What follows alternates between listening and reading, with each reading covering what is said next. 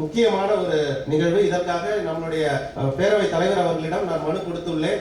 காரைக்கால் அரசு பொது மருத்துவமனையில் போதிய மற்றும் முறையாக பராமரிக்கப்பட்ட ஆம்புலன்ஸ் வசதி இல்லாத காரணத்தினால் ஒரு 45 வயது தாயின் உயிரிழப்பு ஏற்பட்டுள்ள மிகுந்த வேதனையான சம்பவத்தை இந்த மாவட்டத்தின் கவனத்திற்கு கொண்டு வருகிறேன். காரைக்கால் அரசு மருத்துவமனையிலிருந்து புதுச்சேரிக்கு மேல் சிகிச்சைக்காக நோயாளி அழைத்து செல்லப்பட்ட போது வழியிலேயே ஆம்புலன்ஸில் இருந்த ஆக்சிஜன் சிலிண்டர் குழாய் பழுதடைந்துள்ளது. இறுதியில் அந்த நோயாளி உயிரிழந்துள்ளார். ஒரு உயிரை காப்பாற்ற வேண்டிய ஆம்புலன்ஸ் உயிருக்கு ஆபத்தை ஏற்படுத்தும் நிலையில் இருக்கக்கூடாது. இது ஒரு தனிப்பட்ட சம்பவம் அல்ல. காரைக்கால் அரசு மருத்துவமனையில் ஆம்புலன்ஸ் பற்றாக்குறை, முறையான பராமரிப்பு இல்லாமை மற்றும் அவசர மருத்துவ போக்குவரத்து தொடர்பான பிரச்சனைகள் குறித்து பலமுறை புகார்கள் எழுந்துள்ளன.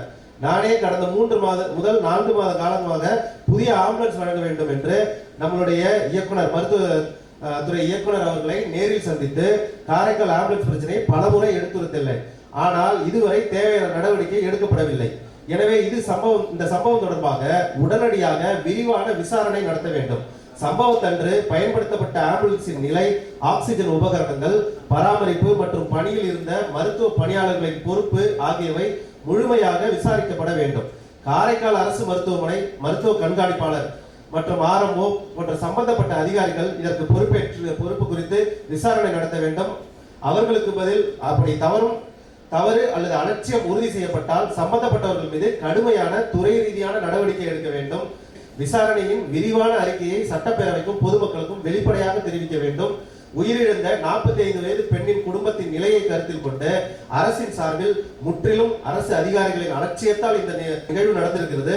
அதனால் அரசின் சார்பில் ரூபாய் 10 லட்சம் நிவாரண தொகை அந்த குடும்பத்திற்கு வழங்க வேண்டும் என்று கேட்டுக்கொண்டு, மேலும் காரைக்கால் அரசு மருத்துவமனைக்கு வென்டிலேட்டர், ஆக்சிஜன் மற்றும் உயிர்காக்கும் அனைத்து அவசர மருத்துவ உபகரணங்களுடன் கூடிய முழுமையான அட்வான்ஸ்ட் லைஃப் சப்போர்ட் ஆம்புலன்ஸ் உடனடியாக எங்களுடைய அரசு மருத்துவமனைக்கு நீங்கள் வழங்க வேண்டும். ஏனென்றால் இப்பொழுது ஒரு ஆம்புலன்ஸ் கூட ஒர்க்கிங் கண்டிஷன்ல அங்க இல்ல. அன்னைக்கு பிரச்சனை நடக்கிறப்ப அந்த ஆம்புலன்ஸை சீஸ் பண்ண சொல்லிட்டு பிரைவேட்ல இருந்து 2 ஆம்புலன்ஸை நம்ம போராடி அங்க ஒரு நிக்க வச்சிருந்தோம். இன்னும் எத்தனை நாளைக்கு இந்த பிரைவேட் ஆம்புலன்ஸ் நிக்க வைப்பாங்கன்றது தெரியல. மேலும் காரைக்கால் அதை நெடுங்காடு தொகுதியில் உள்ள அரசு ஆரம்ப சுகாதார நிலையங்களுக்கு தேவையான ஆம்புலன்ஸ் வசதி ஏற்படுத்த வேண்டும். மாண்புமிகு பேரவை தலைவர் அவர்களே, ஒரு நோயாளி மருத்துவமனைக்கு வந்த பிறகு சிகிச்சை கிடைக்காமல் உயிரிழப்பது ஏற்க முடியாதது. அதைவிட வேதனையானது அவரை ஒரு இடத்திலிருந்து மற்றொரு இடத்திற்கு அழைத்து செல்லும் ஆம்புலன்ஸ் குறைபாட்டால் உயிரிழப்பு ஏற்படுவது. இன்று ஒரு குடும்பம் தனது தாயை இழந்துள்ளது. நாளை இதே காரணத்தால் இன்னொரு குடும்பம் துயரப்படக்கூடாது. ஆம்புலன்ஸ் பிரச்சனையால் இனி காரைக்காலில் ஒரு உயிர் கூட பறிபோகக்கூடாது என்பது எனது உறுதியான கோரிக்கை.